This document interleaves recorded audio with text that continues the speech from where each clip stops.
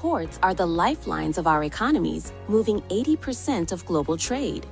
But they are also hotspots for emissions, wastes, and habitat destruction, while facing climate risks and other threats. The challenge is urgent, but it's also an opportunity to transform ports into hubs of innovation, efficiency, and resilience. Today, we're joined by experts who will inspire us with practical strategies and success stories on shaping green and resilient ports that cut emissions, improve air quality, and drive sustainable, future-ready growth across Southeast Asia. The webinar begins shortly. Please stay tuned. Hi everyone and welcome back. It's great to have you joining us again on our Green Ports webinar series. Today our focus is going to shift towards fisheries. Fisheries and small-scale ports are the backbone of coastal economies across Southeast Asia, supporting millions of livelihoods, contributing to regional food security and connecting fishing communities to domestic and international seafood markets. While often smaller than major commercial ports, their role is critical, particularly in local harbours where they serve as essential gateways for coastal communities. However, fishing ports are operating in an increasingly complex environment shaped by climate change, ecosystem pressures, and growing market expectations around traceability, responsible sourcing, and credible sustainability standards. Today's session is going to bring together perspectives on how stronger governance, responsible fisheries management and certification systems can support both sustainable livelihoods and continued access to seafood markets, whilst helping to protect local coastal ecosystems and the fisheries depend on. Today's webinar is the fifth in our series of Green Ports webinar, and that aims to highlight and spotlight what leading organisations around the world are doing to address some of the challenges and explore how their approaches can be adapted across Southeast Asia. Today's webinar is organised by the ASEAN Catalytic Green Finance Facility, which is managed by the ASEAN Power Grid and Special Funds Unit of ADB's Southeast Asia Regional Department. It is hosted by ADB's Southeast Asia Development Solutions Platform. ACGF is an ASEAN infrastructure fund initiative supporting governments in Southeast Asia to prepare and finance infrastructure projects that promote environmental sustainability and contribute towards climate change goals. ACGF is owned by the ASEAN governments and ADB. I'd really like to introduce our first of an impressive lineup of speakers for you this afternoon, sorry. First up, we have Francisco Blaha. So Francisco, if you'd like to join us on the screen. Francisco has worked in the fisheries sector since his teenage years, beginning as a deckhand and progressing to become a globally recognised advisor on fisheries governance and management. With experience spanning more than 55 countries, he has worked with governments, international development organisations, and the United Nations Food and Agriculture Organization as a senior fisheries officer. Francisco brings a multidisciplinary perspective to fisheries management with expertise in monitoring, control and surveillance, port state measures, catch documentation schemes, marine domain awareness systems, and seafood market access requirements. Increasingly, his work also focuses on fishers' labour rights and responsible fisheries governance. We're looking forward to hearing from Francisco shortly, so thank you for joining us this evening, Francisco. Next up, we have Anne. Anne Gabriel is Programme Director for the Marine Stewardship Council for Oceania and Singapore. Anne is based in Sydney, Australia, and is a sustainability and strategic communications leader with over 25 years of international experience. Anne works across the Asia-Pacific region to advance credible seafood certification and strengthen trust in sustainable supply chains.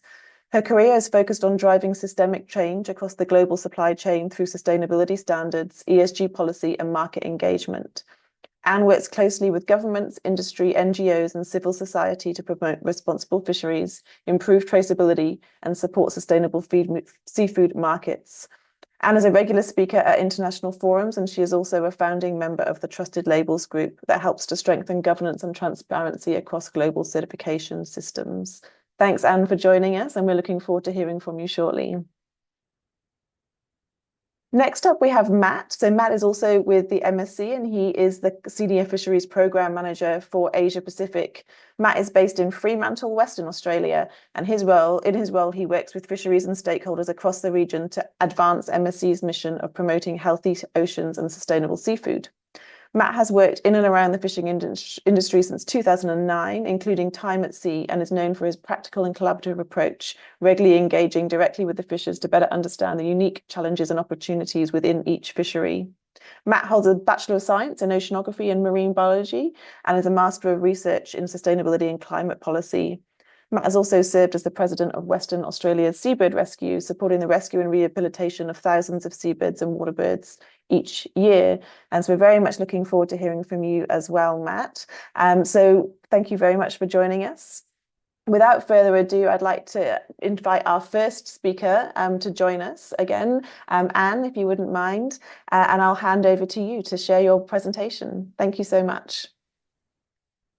Thank you, Jackie. Thank you to ACGF and the Asian Development Bank for inviting me to share the work we do at the MSC. Trust, as we now know, is one of the most valuable currencies in the global seafood economy. As supply chains become more complex and more globalized, the question is no longer just about what seafood are we buying, but how do we know it's responsibly sourced, traceable, and credible? Today, I hope to share how science-based standards, credible certification, and market engagement are working together to strengthen the trust. Globally around the world, around 37.7% of fish stocks are being overfished. This is a serious concern and reflects the ongoing pressure on marine ecosystems. At the same time, there is more a balanced part of the story. 62.3% of stocks are still being fished at biologically sustainable levels. More importantly, when we look at volume, nearly 77% of seafood landed globally actually come from sustainable stocks. So this is not necessarily a hopeless narrative. It indeed is an uneven one. What this tells us is that progress is happening, but it's not happening fast enough or consistently enough across regions and fisheries. Global population has surged from 1 billion to over 8 billion in just 2 centuries. Most people mean more demand, more food for protein and seafood. So the pressure on our oceans is only going up one way. We're now in a climate reality shaped by human activity. Greenhouse gas concentrations have surged beyond natural cycles. Oceans are absorbing much of that impact. Rising temperatures and prolonged droughts are intensifying and spreading devastating forest fires across the world. And this is what it actually looks like on the ground. Climate change is no longer abstract. It's affecting communities, livelihoods, and food systems in real time. Our oceans are at the intersection of all these pressures, feeding a growing population while absorbing climate shocks. Accelerating global warming is driving rapid ice melt, contributing to rising sea levels and disrupting fragile polar ecosystems. Add this to the coral bleaching, which is weakening reefs that millions of marine species and coastal communities depend on. And no need to mention, but the rising geopolitical tensions, we're seeing a lot of retreat from international cooperation. All of this is undermining collective fisheries management, threatening both the sustainability of ocean resources and the reliable supply of sustainable seafood. So here is the dilemma: growing demand, climate pressure, finite ocean resources. The question is not whether we act, it's about how do we scale solutions that actually work. Despite all of that, there are reasons to be optimistic. What you see here are global agreements that signal that despite current challenges, there is still strong international commitment to protecting our oceans. Frameworks like the Global Biodiversity Framework, the Sustainable Development Goals, and the BBNJ agreement are all setting clear science-based targets for conservation, sustainable use, and equity. They align governments, industry, and finance behind common goals towards a shared direction. This is exactly why the Marine Stewardship Council was established nearly 30 years ago in response to growing concerns around overfishing and the health of our oceans. It was built on a simple but powerful idea that science-based standards and independent certification could drive real change in how fisheries are being managed. By harnessing the power of markets, the MSC sets out to reward sustainable fisheries, creating incentives for fisheries to improve while giving buyers and consumers confidence in their choices. Now, these recognitions reinforce the credibility and the integrity of the MSC program on a global scale. The MSC is the only wild seafood label to meet all these global best practices. It's a credible eco-labeling standard set by the United Nations. It's part of the ICEAL, which is an international standard setting body. It aligns with the frameworks such as the FAO guidelines, and it's also benchmarked against the Global Sustainable Seafood Initiative. This level of recognition builds trust in an increasingly scrutinized landscape. This diagram kind of illustrates how the MSC's model works as a continuous cycle in driving change across the seafood value chain. There are essentially two parts in our program. We've got the fisheries standard. You'll hear shortly from my colleague, Matt Watson, APAC Senior Fisheries Manager, who will take you through how we work with governments, how we work with industry, and how sustainable fishing is really defined, but also showing you some of the actual impacts on the water and some of the communities that we engage and work with on a regular basis. The second part of our program is to ensure that there is continuity to bring the sustainable seafood right into consumer hands, which is our chain of custody certification, which has its own level of criteria. In both the fisheries standard and chain of custody, the MSC sets the standards, but organizations are audited by third-party auditors. And that's how we keep the program impartial from the MSC and maintain its integrity and credibility as well.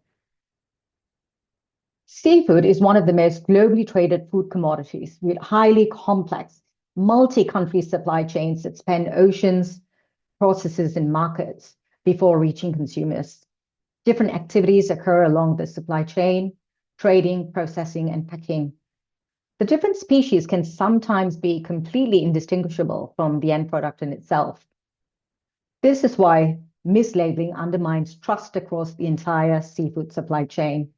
It can mask illegal, unreported, and unregulated fishing, allowing unsustainable or even sometimes protected species to enter the market without being detected. For consumers, it means deception, not getting what they paid for.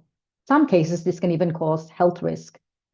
Ultimately, it distorts markets, disadvantages responsible fishers who are doing the right thing, and weakens efforts to drive sustainable seafood at scale. This slide highlights the strength and integrity of the MSC assurance system. While global studies suggest that 30% of seafood may be mislabeled, the MSC label products show a 99.6% accuracy rate. This is based on the independent DNA testing that the MSC does regularly. This demonstrates that robust standards, full chain traceability, and independent verification can significantly reduce fraud and mislabeling. Here's an example of an on-pack use of the MSC eco-label, signaling that the seafood that you find in this particular product has been independently verified as sustainable and fully traceable back to a certified fishery. MSC labeled seafood has more than doubled over the past decade, reflecting growing global demand for trusted, sustainable seafood choices. The MSC program operates at a global scale, spanning over 60 countries, 50,000 plus certified sites, and more than 21,000 labeled products, supported by strong industry uptake and consumer recognition. Every 2 years, the MSC commissions GlobeScan, which is an international research company, to conduct what we think is one of the largest consumer research studies on seafood consumption trends. It tracks shifting expectations around sustainability, trust, and ocean health across key markets. These are 2024 insights that I'd like to share with you, but it's worth knowing that on the field out there now, we're running the 2026 survey. So before the end of the year, we'll have updated insights to share with you. These data are showing that concerns for ocean health is rising across much of Asia Pacific, with more consumers ranking the decline in fish populations among their top environmental issues in 2024. This slide shows a clear shift from awareness to intent across APAC seafood consumers. Across 2/3 believe that choosing sustainable seafood is necessary to protect our oceans, and most importantly, that their individual choices will make a difference. Sustainability is not just a primary trigger, but it's firmly within the consideration of most consumers alongside things like traceability and provenance. This slide shows a clear intention gap between what they say they will do and what they're currently doing. But the positive side is that it also shows a strong forward momentum. While fewer consumers have acted in the past year, significantly most say that they are willing to buy sustainable and eco-labeled seafood and reduce plastic packaging moving forward. Here you see somewhat of a clear hierarchy of trust across actors in ocean protection. Consumers place greatest confidence in scientists, NGOs, sometimes even the fishing industry, as you can see here, while trust in governments, large companies, and retailers is relatively lower, some cases even declining. The implication to businesses is direct. They need to work harder to demonstrate credible and transparent action, often in partnership with third-party trusted schemes to rebuild confidence and meet rising expectations. This underscores the critical role of businesses and retailers in enabling sustainable seafood choices. Price, accessibility, clear information remains the strongest levers, areas directly under the retailer's control. Recognition of the MSC label remains steady across APAC, but there is clear opportunity to strengthen consumer understanding of what it stands for. This highlights that trust in the MSC label is stronger in the Asia Pacific, exceeding global and other regional averages. This is why we see the MSC commit to long-term programs to educate the public and consumers and businesses about what we do. We work with zoos, aquariums, and museums around the world to communicate the work we do and to empower consumers to make the right choices when they're shopping or when they're dining in restaurants.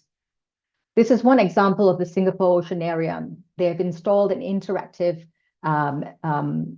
installation within their location. And this is just, I think, going to be launched. It was just launched December last year. And I would encourage all of you to go and have a look at it. It talks about sustainable seafood, both the farm side as well as the wild caught with ASC and MSC.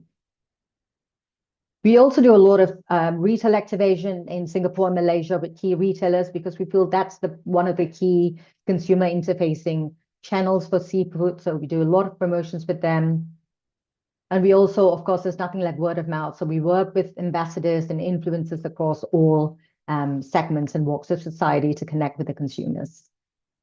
And we continue to have dialogues across the markets all around the world, whether these are expos in Singapore, seafood expos in Qingdao in China, or in Barcelona and Boston. I just want to end the slide by just putting up my role model here. And I just want to say that Vandana Shiva is a woman that absolutely inspires me. She's an environmental activist. And she here says that in nature's economy, the currency is not money, it is life. And it is women like this that I think stand for the best of the work that we do. For more information, please reach out to me. That's my email address. And I look forward to be participating in the panel session as well shortly. Thank you very much. And thank you so much for that fantastic presentation. And I really love the note that you finished on there from Vandana. It's a really beautiful sentiment, and I think one that's pretty important for us all to take home. So thank you so much for sharing that. And we will be inviting Anne back for the panel Q&A at the end. But if you do have questions that you'd like to ask, please make sure that you do use that Q&A function on your chat windows there to start sending those questions through. So thanks, Anne, very much for that. Next, I'd like to invite Francisco Blaha, our independent advisor, up to the stage to share his presentation. So over to you, Francisco. Okay. Good. Thank you, everyone, for having me. My presentation will focus mostly on the people that catches the fish, the ones that need to eat or trying to eat every day. And the reality is more important, and port is pretty much the town square for them. So my focus is on pretty much the livelihood and the sustainability of the ports. So, a bit about me. Been doing this for very, very long, very long time, since I was a kid, pretty much, since I was 17. Fisheries has been my life. So I was gratefully able to gain education and continue my life into this part of the world. But I'm based in New Zealand. Most of my work focus on Southeast Asia and the Pacific Islands. Good. The first thing is to frame the challenge we have. Small-scale fisheries and the pin for security in Asia. In no other part of the world it's so important. Fishing ports are social centers, economic multipliers, and governances at the same time. This is small-scale fishing ports in particular. And when I say at the beginning that it's the equivalent of the village square where everyone meets, really mean it. It's a different perception from what is a commercial port. Yet, IUU fishing and seafood safety failures are triggers to market explosion. So more and more, the rich markets are requiring this, and what is easy for the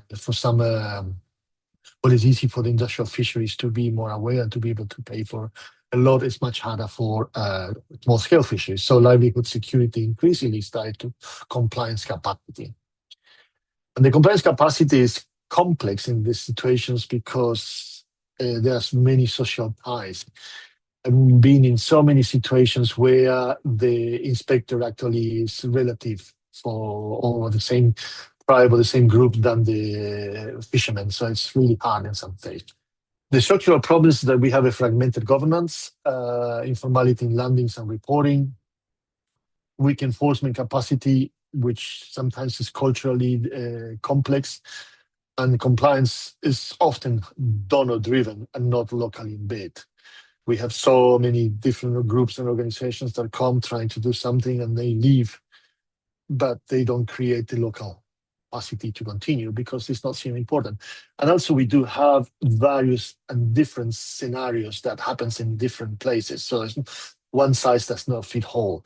So this is personal experience. For example, in Indonesia, in Bitung, a major scale landing hubs on the small scale fishery side. There's improvements in catch documentation, VMS rollout, did big change, but there are persisting challenges around informal landings and middleman dominance, where the middleman is the person in between the fisher and the factories, and they have a role that is not legalized.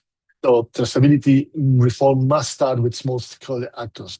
Bringing traceability solutions from the big scale doesn't really work. Jensen, export-oriented tuna supply chains, but from very small, small semi-industrial vessels. So strong buyer-driven traceability systems, yet there is been municipal fishers that often excluded from the premium markets because they are not part of that system. So governance, the gap in between national compliance and local ports, it's very important. And in this case, in the case of Jensen, the structure of the port is very good, but it's the social situation around it, which was the complexity. Vietnam the European Union has the systems of yellow cards where they declare that some countries not cooperating on terms of IUU fishing. So it's like it's not, I'm not going to buy your fish, but I'm looking at you. Yellow card exposes port level compliance weaknesses, and port inspections and catch documentation has to be strengthened. But enforcement was uneven across provinces. So what worked in one port didn't work in the other one. And this picture just reflects the reality, of those type of ports. So it's really hard to put things because it immediately affects social. So the market pressure can catalyze reform, but risks high livelihoods. So that port doesn't work. So then we have issues around environmental pressures. Waste and plastic leakage into coastal ecosystems is creating bigger and bigger issues. Fuel handling and oil spills. Many of these ports start as informal and then they get formalized, but this infrastructure wasn't there to deal with these issues. Sewage and animal waste, serious risk and food safety. And that obviously brings issues for later on for market access. particularly with the European Union, which then impact the bigger companies, which pressure the authority to get the small fishermen out of the equation because they are too much risk. And of course, climate-driven infrastructure vulnerability, things you didn't build or you built for 20 years ago are not working now. Which brings me into the issues of climate risk, infrastructure deficit, sea level rise and storm surge, damaged landing sites. So people have to start unloading fish, for example, as in this case, because they don't have a place where to get the boat close. That also brings limited cold storage resilience, disruptions cascades into income instability, makes people get into other jobs and not fishing, and sometimes it's really hard to change jobs when the only thing you know is the only thing you have done fishing. And I can say this from personal experience as well. And investment is often reactive, no risk informed. This happens, so now we have to invest to fix the problem instead of we should have prepared for this with an informed proposition. Governance reform priorities. We need to integrate port fisheries management frameworks. We need to have transparent fees and revenue systems. A lot of the sports, fine, people will go to the sports. No, we're gonna go there because they charge me less, or over there I get some revenue, or this and that. So things have to be quite clear from the beginning. We wouldn't expect any different from any other service provided to any other industry. Digital tools need to be adapted to small-scale fleets. You should have a VMS, you should have this, but this costs so much, and we don't have a standardized voltage in the vessels. So we need to use what people use. Mobile phones is a very, very good way to go, and there's a lot of it done there. Community involvement and co-managed mechanisms are very important. So you need to start with your industry, with the people that are actually operating. Fisheries is more about people than about fish. That has always been a mantra for me. Compliance and market access are becoming critical. Food safety systems underpin seafood trade, and the IUU regulations are an increasing condition for export eligibility. So, and labor standards now are under growing scrutiny. So all of this brings more weight into the situation. Traceability works both as an opportunity, but mostly as a barrier if you don't have it. All of this marginalize or risk marginalize informal small-scale actors. Yet they all have to come through a port. So the port becomes now a catalyzer for all of these issues. But this has costs. A lot of people just live day to day. So it's not an easy proposition. It needs to be considered right from scratch in the port. Who pays for all of this? Of course, everything costs money. So we need to align port investments with blue economy strategies. Use blended finance for resilience upgrades. Budget subsidies for small-scale compliance tool. And embed sustainability in the port master planning, which should be a thing that happens before we even start thinking about how we're going to build ports or refit old ports.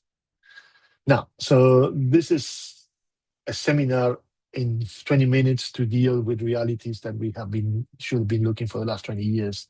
So I'm always going to be short. So my takeaways for any policymaker is compliance cannot be imposed. It must be co-designed. 2, small-scale fisheries need institutional support, not penalties. Ports are social and governance node, not just infrastructure. And I cannot emphasize how important is the social component of sustainable ports, resilient livelihoods, plus market stability. Just simple as that. My closing reflection is small-scale fisheries ports are frontline social, climate, and governance spaces. Without reforms, the risk excluding even further small-scale fisheries for increasingly demanding markets. Very, very easy for people in rich countries say, I want this, I want this, I want this. It's harder for people in poor countries to provide that.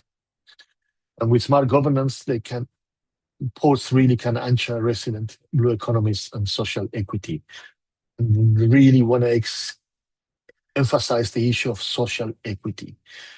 It's great that consumers want to have all of these things, but what costs for the producers? So yeah, We will come back to questions further on. So I thank you for the opportunity to make the presentation. But as one of my favorite writers said once, I'm not young enough to know everything. So treat me nicely when you make the questions. Thank you. Francisco, thank you so much. And I love the fact that we've ended on another awesome quote. So thank you for sharing that. And I think you really did kind of touch on every aspect of sustainability there. You know, we talked about ecosystems, but we talked about social systems as well. We talked about the needs for infrastructure. We talked about the need for stakeholder engagement, and we talked about the strong need for kind of good governance, and kind of underpinning all of that, the need to kind of really consider each individual destination as unique. So thank you so much for that presentation. If you do have questions for Francisco and the rest of our panelists, please do use our Q&A chat box function. We'd love to hear from you. I can see that we've got one coming through already, and we'll address that shortly. So thanks ever so much. But now I'd like to hand over to Matt Watson. So Matt Watson is also from MSC, and I'll let Matt take the stage. Thanks, Matt. Yeah, thanks everyone. My name is Matt Watson. I'm the Marine Stewardship Council Senior Fisheries Manager. Dialing in today from the port town of Fremantle, West Australia. I've been based here for 12 years. It's a fantastic place, and I love working in a kind of a port where kind of the community built from that portside setting, fishing, freight, etc. It's a really active place to be. So like Anne alluded to, I lead on MSC's kind of fisheries strategy for the Asia Pacific region. We have physical hubs in Tokyo, South Korea, Beijing, Singapore, Jakarta, Australia, and other places around the world too. And we're really there as a network of colleagues to talk about what our program is designed to deliver. It's a voluntary standard, so we aren't forcing people to align to our program. But in many instances, as we'll find out today, many stakeholders have seen value in aligning to the Marine Stewardship Council program. And it's our kind of job and our expectation that we deliver benefit for those fishers, for those governments, for those regulators, and for the wider stakeholder network that make the effort to align to global best practice in wild catch fishing, to make sure that they see inherent value in doing so and continue to engage and align to best practice for years to come. So I'm going to spend the next 15 minutes talking about what the MSC is designed to deliver in that space. But I think, like the other presenters, it's really important to talk about that kind of context. Why do fisheries matter? Francisco gave such a pertinent perspective from a kind of fisher's perspective. And I used to be very dependent on fishing for my main source of livelihood, less so now within the Marine Stewardship Council role. But I'm very sympathetic to those kind of social needs that we need to remember that fishing communities and fishermen are really the very structure of what we're trying to kind of work with, not against. And they have a very important role in this landscape. Whilst Anne reflected that 37% of our fisheries are considered overfished and fished beyond the kind of biological levels of that resource, we continue to see food consumption increase. So 122% rise in fish consumption from 1990 to 2018. That's in a landscape of seeing increasing pressure on our oceans. And the majority of that increase in consumption comes from aquaculture or farmed fish, which kind of goes beyond the scope of the Marine Stewardship Council and its kind of vision and mission.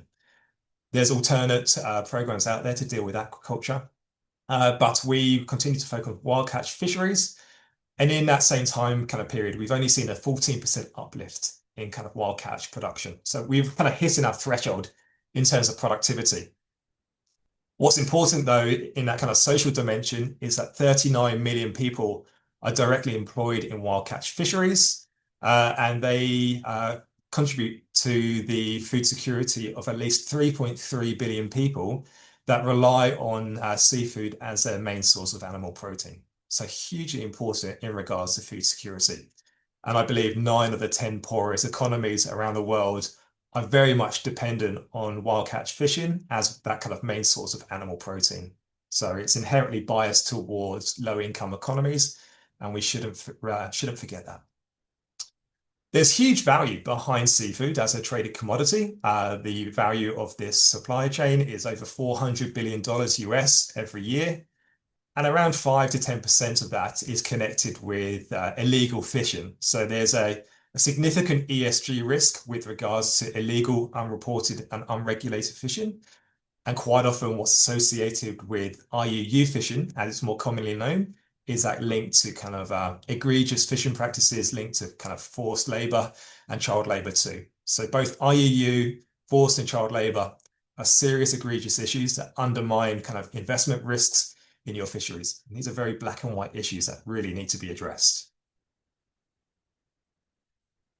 So the Marine Stewardship Council, coming close to 30 years since our inception, initially created off the back of the Worldwide Fund for Nature, WWF, as well as Unilever, who were at the time the biggest kind of seafood supply chain operator. They saw the need to use a market-based incentive to recognise and reward sustainable fishing. Some 30 years on, MSC is considered one of the leading global sustainability programs for sustainable wild fisheries. We use a market to recognise and reward sustainable fishing and to reduce fisheries risk. Markets historically have been about kind of seafood consumption, but we're seeing a diversification of what market means to different people.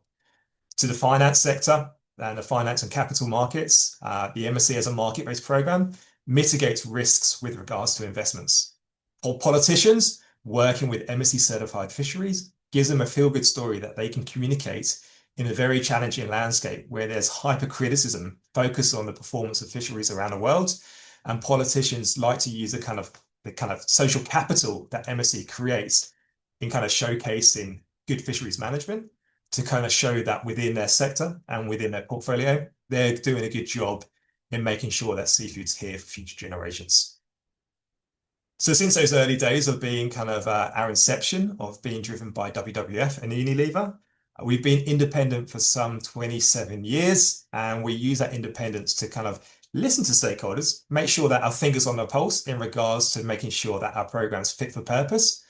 But the independence means that we're not belonging to any country, any industry, any stakeholder group. We are a global standard that has relevance across fisheries, whether you're a developing economy or a large industrial fishery. And we've got examples of those types of fisheries from around the Asia Pacific network that leverage that independence and that neutrality we have in benchmarking best fisheries practice. Benchmarking best fisheries practice is really driven by an objective lens of what the science is telling us. We ask fishers and regulators to prove it, using that science to showcase their alignment to our standard. And we really value that objectivity. Kind of oceans are a landscape of subjective and objective feelings, but having an objective standard that says this is the science and this is what we expect makes it very binary for stakeholders to understand what MSC is designed to deliver and get behind it. Whilst our fisheries program looks at kind of at-sea performance with regards to fisheries, we also have a chain of custody certification program that looks at traceability through supply chains. Anne mentioned that the global seafood trade is inherently complex, with products moving through 2, 3 or 4 countries before its final point of sale.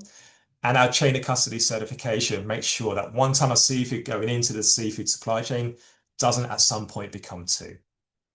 There's value behind the MSC certification, and we can see substitution happening, and it's in our best interest and in our stakeholders' best interest to protect the integrity of that supply chain from traceability risks.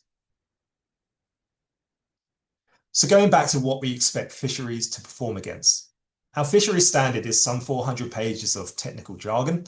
It's not a layer of kind of understanding you're going to get from a 15-minute presentation. But at this high level, what we're holistically looking for when fisheries align to our standard is 3 core principles. We want to make sure that sustainable fish stocks are protected. So whether you're a fishery targeting blue swimmer crab in Thailand, or whether you're a tuna fishery fishing for skipjack tuna off a Pacific island, we want to make sure that those target fish stocks are at healthy levels. That makes sure there's enough parents left in the water when we take that fish out of that fishery to make sure that they can replenish those fish stocks. Principle 2 starts to diversify what we're looking at with regards to ecosystem impacts. So whilst principle 1 focuses on those healthy fish stocks, ecosystem impacts start to look more holistically at environmental impacts that fisheries can have on the health of our oceans. We're looking at things including, what are your bycatch levels? What are your unwanted fish takes from this fishery? What are your interactions with endangered species? And what mitigation measures are you putting in place to kind of lessen those impacts where you're not prohibiting the recovery of those endangered species? And lastly, we're starting to think about kind of more nuanced things. Where's your bait coming from? What's your impact on habitats? How are you protecting coral reefs? That all sits within Principle 2's ecosystem impacts. And they're really good measures to kind of manage, but really what's important is that there's an effective management regime to make sure that the management in place today is both fair and adequate and driven by consultation with those stakeholders impacted by management decisions, but also making sure effective management safeguards the health of the fishery for the next 5, 10, 20 years. Effective management kind of straddles some of Francisca's work with regards to effective compliance as well. And it's really important that the compliance regime is both fair and adequate for the scale of the fishery.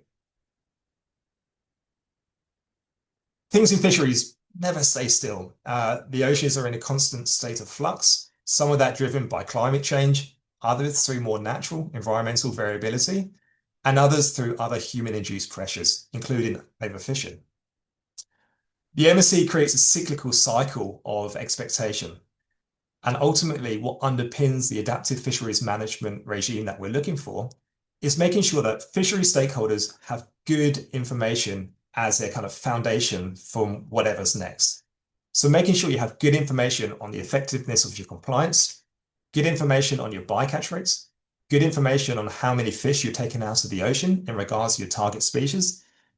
From there, we can make informed management decisions. And that's critical because when you have good information, you can really choose the right management model that suits your outcome. And when you have good outcomes, you can make sure you create this positive cycle of having good information underpinning good management, leading to good outcomes. And like I said, MSC repeats this model across its fisheries standard because it works so well, whether you're looking at bycatch rates, whether you're looking at habitat interactions, or whether you're looking at the effectiveness of your compliance efforts. Underpinning all your decision-making by good information is really critical when you're thinking about a science-based standard. So using that fishery standard and using the kind of voluntary mechanism where we're using a market to recognize and reward fisheries aligning to best practice performance. From the humble days back in the late 90s, we've seen over 738 fisheries engage in our program. And that represents over 20% of wild catch production in recent years. Around 15 million tons of seafood is engaged in the MSC program. They have collectively made thousands upon thousands of improvements, whether that's changed to kind of selectivity, making sure they catch less unwanted catch, or making sure that their consultations about their management decisions are more stakeholder driven. MSC just is not a set and forget exercise.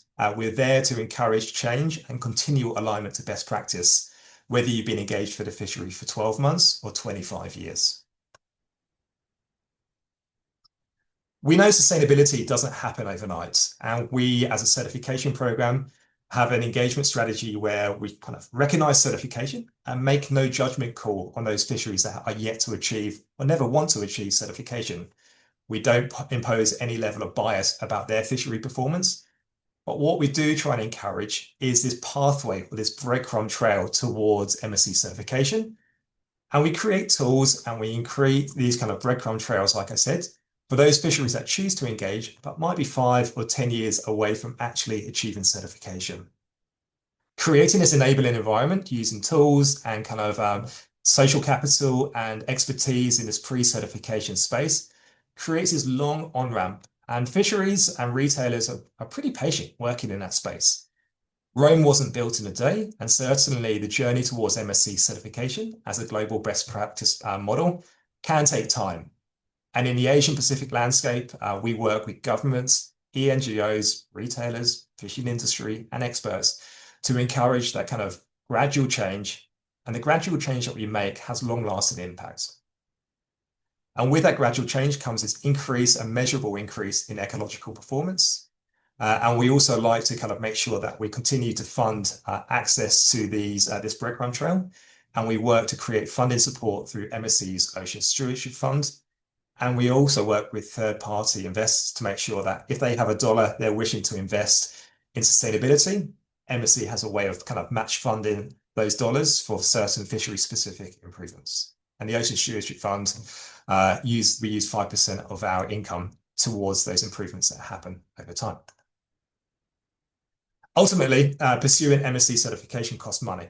And we know that we need to showcase that the benefits and the impacts continue to outweigh the costs of certification and creating all of this science and best practice performance. And we go and measure the success of our program. And this kind of literature review, which was undertaken in 2020, is a great way of showcasing the impact of certification across 4 buckets. So we know there's environmental impacts. We know there's improvements to ecosystems and habitats. We know that there's healthier stocks as a result of certification. And we also know that there is anecdotal evidence that the markets are willing to pay more as a result of certification, upwards of 25% in a recent study, price premium for octopus. But increasingly, price premium becomes less of a concern, and just accessing key markets is really what's driving a lot of engagement in the MSc program. Governance, improved relationships with management and other authorities, as well as social benefits, including social capital and improvements to relationships with communities, are really important parts of what the MSc program is achieving. And for those 700 of fisheries that are engaged in the MSc program, each of them will have a certain blend of these environmental, economic, governance, and social benefits that they're seeing in their program. And if they're not, as a voluntary program, we need to up our game to make sure they continue to see improved impacts as a result of MSc certification.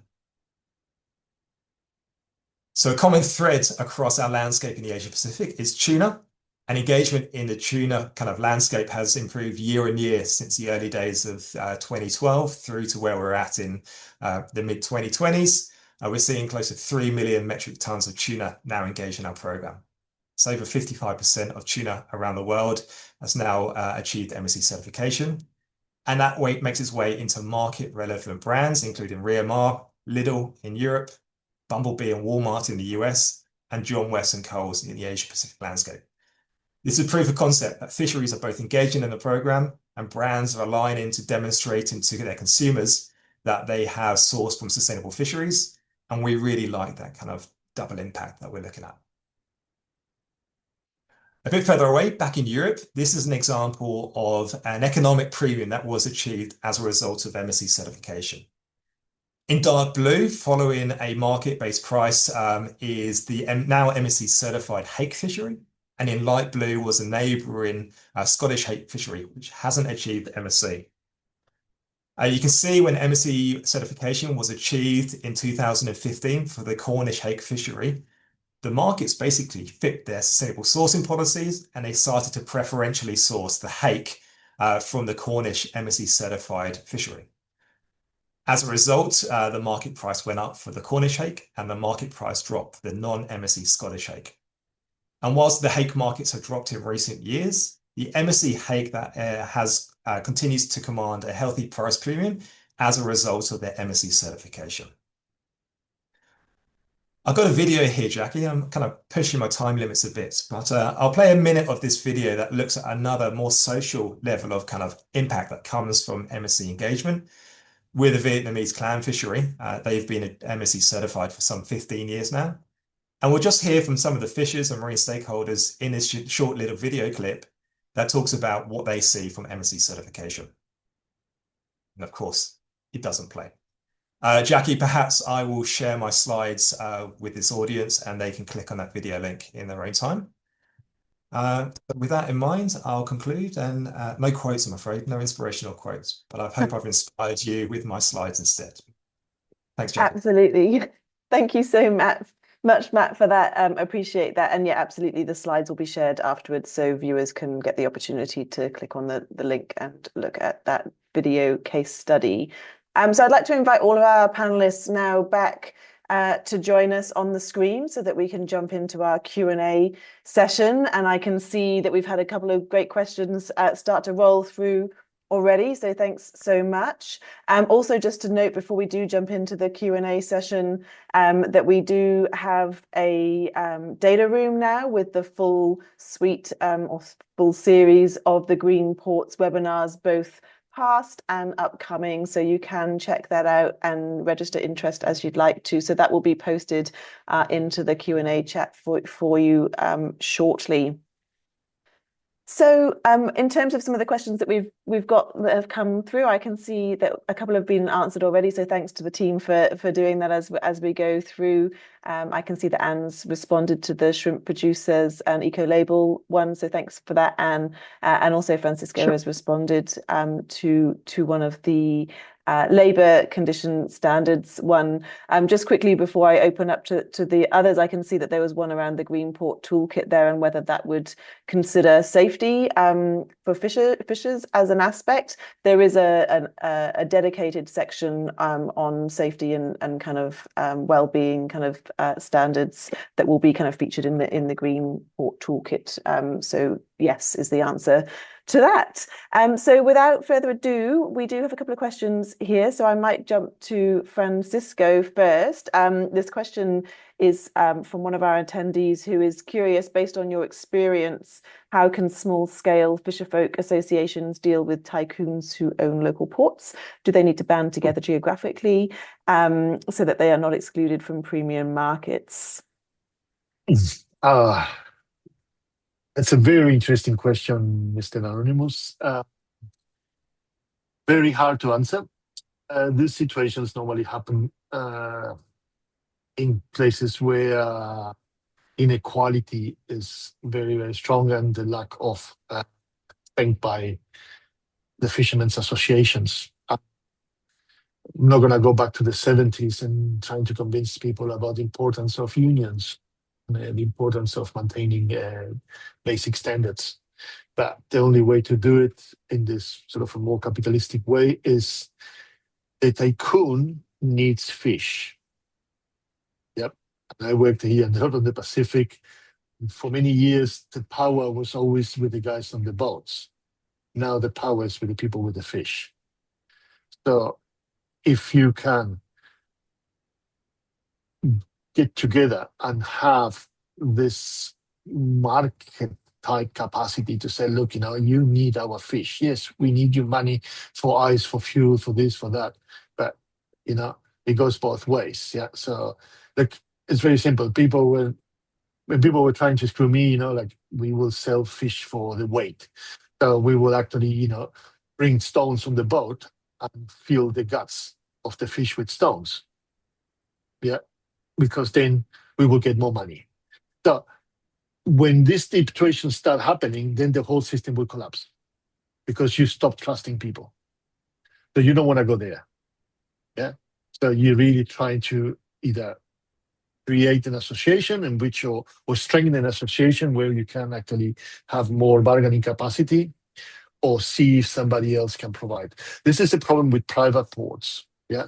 Generally, my suggestion is that the state cannot involve in everything these days, unfortunately, but there should be at least a operational control on ports and have private public partnerships in the development of ports. That would be my answer. Sorry if I It's a tricky one. If I could answer questions like that, I'm surely people will be voting for me instead of listening to me webinars.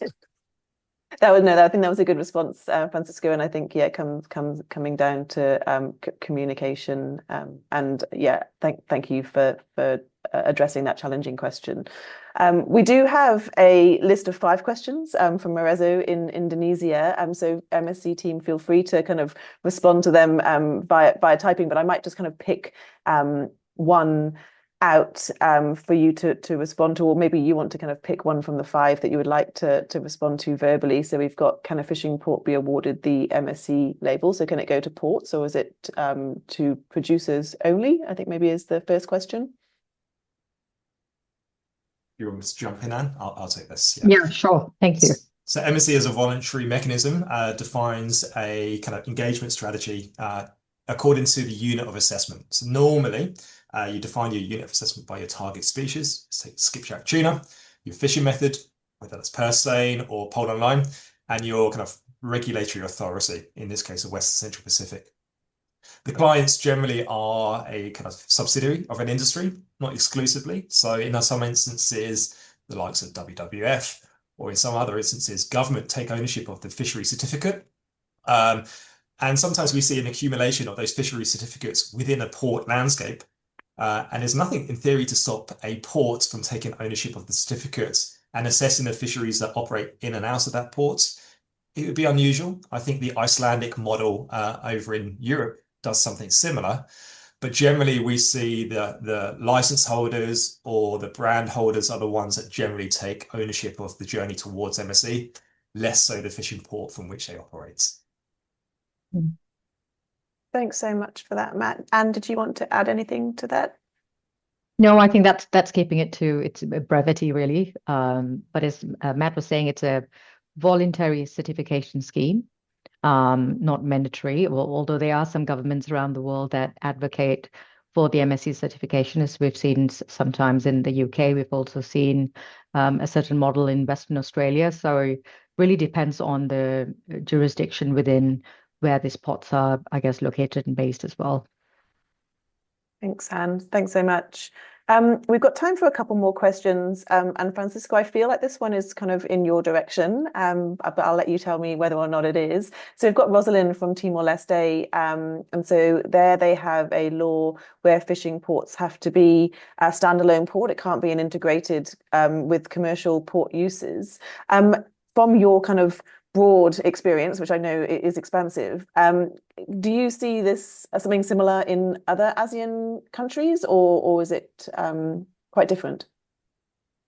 Oh, buenas tardes, Rosalina. Good afternoon, Rosalind. There is a bit of everything to the region. For example, Malaysia has its own, so ports have its own authority.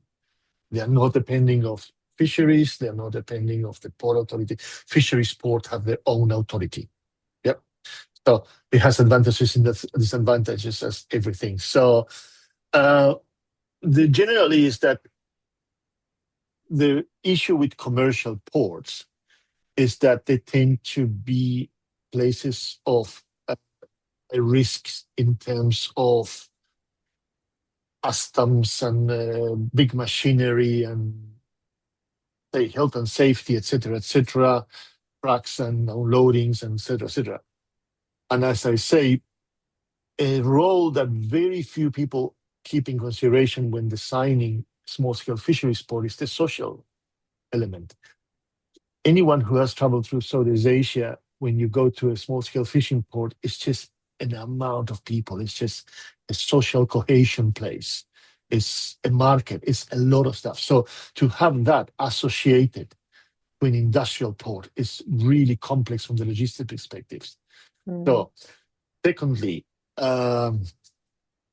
main commercial ports occupy traditionally really places that have a high demand and a high economic value because they have to have depth for bigger vessels, while small-scale ports can be built in places that do not require such a depth of water for bigger vessels. So you can place it to the outside of the cities, or you can place it into the cities. It's everywhere you want to go because that's where the people is. While the commercial ports, you're trying to have it not where the people is. It's all the opposite. You're trying to have it where there is no people in terms of safety. So that solution is to be found in any basis. These days, most small-scale fishing ports in Southeast Asia are the places where they were initially built back in the 70s or 60s by the colonial masters or by the newly independent countries. And the focus has been in trying to maintain them. I don't know if there's many new ports being built, but many of those ports should be, I would say, refitted and redesigned with these newer considerations that we have in mind. But the main thing is that generally industrial ports and small-scale fishing ports do not gel very well. So more often than not, seem to be somewhat segregated across the regions in ASEAN and beyond from that experience. We are at time. It is 6 o'clock, so unfortunately we don't have time for any more questions. So apologies if we didn't get to your questions this afternoon. But I'd really like to say thank you so much to each of our panelists for the time that they've spent preparing and joining us on this webinar today. So thank you so much. I'd also like to thank ADB, ACGF, and the other organisations that have provided support today in hosting this webinar. We do look forward to seeing you at our next webinar. The next webinar is focused on bulk cargo handling, which is a bit of a shift from the fisheries, but today's been really interesting, so thank you so much. The recording will be available on the data room with the link that was shared earlier. Wishing you all a great afternoon and looking forward to seeing you next time. Thanks, panelists. Thank you very much. Our pleasure. Thank you, Jo. Have a good day, everyone. Bye.